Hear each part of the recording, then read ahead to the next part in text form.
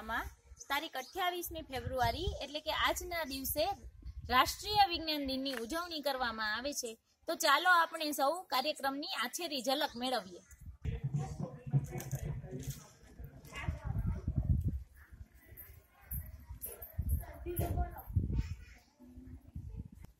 આજે 28મી ફેબ્રુઆરી રાષ્ટ્રીય વિજ્ઞાન દિનની આપણી શ્રી રાયપર પ્રાથમિક શાળામાં ઉજવણી આપણે કરીએ છીએ।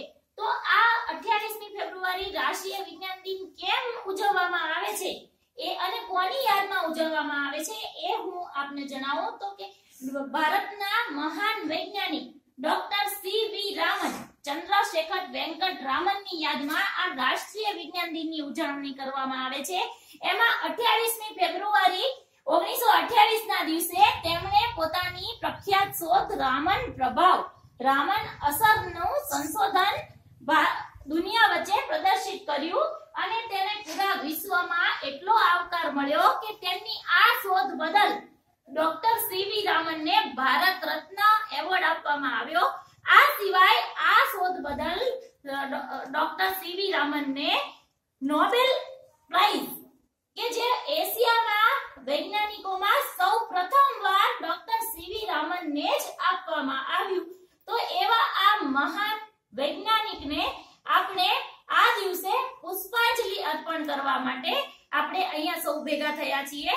તો ડોક્ટર સી.વી. રામનને બાળકો ખૂબ જ પ્રિય હતા અને એ જ્યારે પણ એમને નવરાશનો સમય હોય ત્યારે એ શાળાઓમાં મહાશાળાઓમાં જઈ અને વિદ્યાર્થીઓ સાથે વાત કરતા અને એમને માર્ગદર્શન પૂરું પાડતા। એમને બાળકો એટલી હદે વહાલા હતા કે જ્યારે એમને 1964 માં ભારત રત્ન આપવાનું નક્કી કર્યું ત્યારે પણ એ એક કોલેજના વિદ્યાર્થીની પીએચડી ની થીસીસ તૈયાર કરતા હતા અને એમને જ્યારે જણાવવામાં આવ્યું કે તમને ભારત રત્નનો એવોર્ડ આ દિવસે આપવાનો છે તો એમણે એવોર્ડને મહત્વ આપવા કરતા વિદ્યાર્થીના કામને મહત્વ આપ્યું હતું। એવા આ મહાન વૈજ્ઞાનિકને આપણે આ દિવસે પુષ્પાંજલિ અર્પણ કરીએ।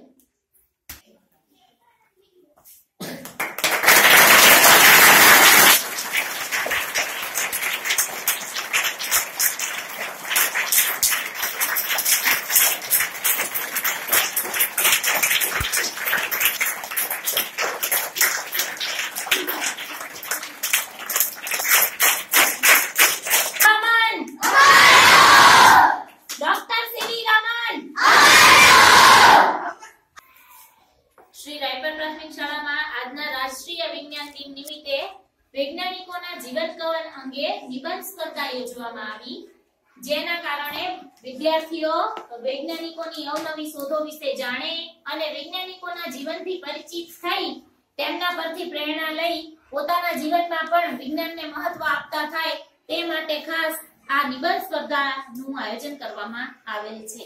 છાત્રવૃત્તિ મળી હતી કે મદ્રાસની પ્રતિષ્ઠિત પ્રેસિડેન્સી કોલેજમાં સ્નાતક અભ્યાસ માટે જોડાયું છે। દુનિયાભરમાં ખ્યાતનામ ગણિત શાસ્ત્રી તરીકે નામના મેળવનાર મહાન ભારતીય વૈજ્ઞાનિક શ્રીનિવાસ રામાનુજનનો જન્મ તમિલનાડુ રાજ્યના તાંજાર જિલ્લાના કુંભકોણમની પાસે આવેલા નાનકડા ગામ ઈરોદમાં ડિસેમ્બર 22, 1887 માં થયો હતો। તેમના પિતાનું નામ